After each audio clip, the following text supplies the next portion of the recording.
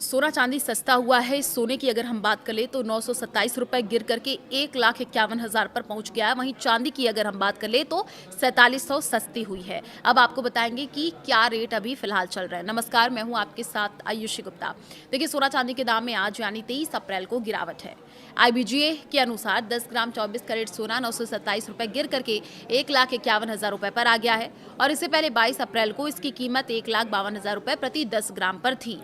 देखिए, 1 किलो चांदी 4700 रुपए गिर करके 2,43,000 रुपए पर आ गई है और इससे पहले मंगलवार को इसकी कीमत 2,48,000 रुपए प्रति किलो थी। तो 2026 में देखिए, सोना अब तक 18,000 रुपए महंगा हुआ है।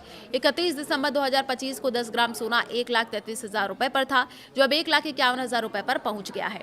इस साल चांदी 13,000 रुपए महंगी हुई है।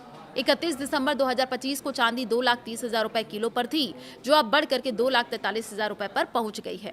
29 जनवरी को देखिए, सोने ने 1,76,000 रुपए और चांदी ने 3,46,000 रुपए का हाई बनाया था। यानी पीक से सोना 25,000 रुपए और चांदी 1,42,000 रुपए सस्ती हुई है। सर्टिफाइड गोल्ड ही आप खरीदें। हमेशा ब्यूरो ऑफ इंडियन स्टैंडर्ड यानी BIS का हॉलमार्क लगा हुआ सर्टिफाइड गोल्ड आप खरीदें। ये नंबर जो है वो अल्फा न्यूमेरिक यानी कुछ इस तरीके से हो सकता है, जैसे कि AZ4524। हॉल मार्किंग से पता चलता है कि सोना कितने कैरेट का है। कीमत क्रॉस आप जरूर चेक कर ले। देखिए, सोना का सही वजन और खरीदने के दिन उसकी कीमत कई सोर्सेज जैसे IBGA की वेबसाइट से क्रॉस चेक कर ले। सोने का भाव 24 कैरेट, 22 कैरेट और 18 कैरेट के हिसाब से अलग अलग होता है। सोना चांदी की गिरावट के 5 कारण बताए जा रहे हैं। देखिए, डॉलर की मजबूती से ये पूरा जो खेल है वो बिगड़ा है। सोने की कीमतों पर सबसे बड़ा दबाव अमेरिकी डॉलर की मजबूती से आया है।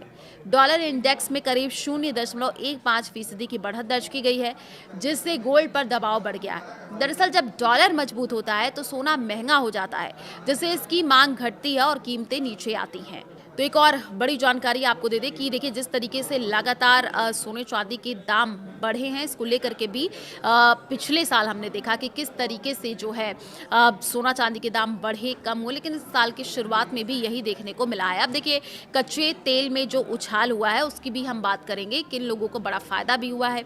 तो एक कच्चे तेल में उछाल देखिए, ब्रेंट क्रूड की कीमतों में 2% की तेजी के साथ $103 प्रति बैरल के ऊपर पहुंच गया। तेल की कीमत बढ़ने से डॉलर की मांग बढ़ती है, क्योंकि ग्लोबल ट्रेड ज्यादातर जो है डॉलर में होता है और इसका जो सीधा असर है वो सोने पर पड़ा। कीमतों में गिरावट आ गई। अमेरिका ईरान तनाव फिर से बढ़ा। सोने चांदी की कीमतों पर असर के पीछे अमेरिका और ईरान के बीच तनाव भी है, जो अभी खत्म नहीं हुआ है। जहां एक तरफ सीज फायर बढ़ाया गया, वहीं दूसरी ओर हॉर्मुज स्ट्रेट में जहाजों को लेकर के टकराव की खबरें सामने आई हैं। दोनों देशों के बीच प्रस्तावित बातचीत भी नहीं हो पाई, जिससे अनिश्चितता और भी बढ़ गई है। रेट कट की उम्मीद है कम। देखिए, तेल की बढ़ती कीमतों और भू राजनीतिक तनाव के कारण महंगाई बढ़ने का खतरा है और ऐसे में अमेरिकी फेडरल रिजर्व द्वारा ब्याज दरों में कटौती की संभावना कम हो रही है। रॉयटर्स सर्वे के अनुसार अब अगले 6 महीनों तक रेट जो है वो कट टल सकता है, जो सोने के लिए नकारात्मक संदेश है।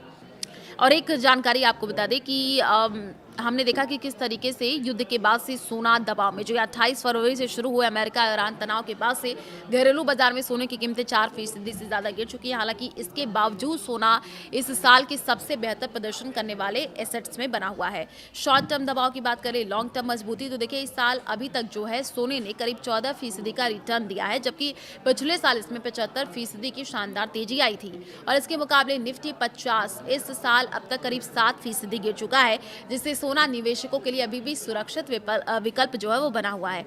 कुल मिलाकर के फिलहाल सोने पर डॉलर और तेल की वजह से दबाव है, लेकिन अनिश्चित वैश्विक माहौल इसे लंबी अवधि में सहारा देता रहा।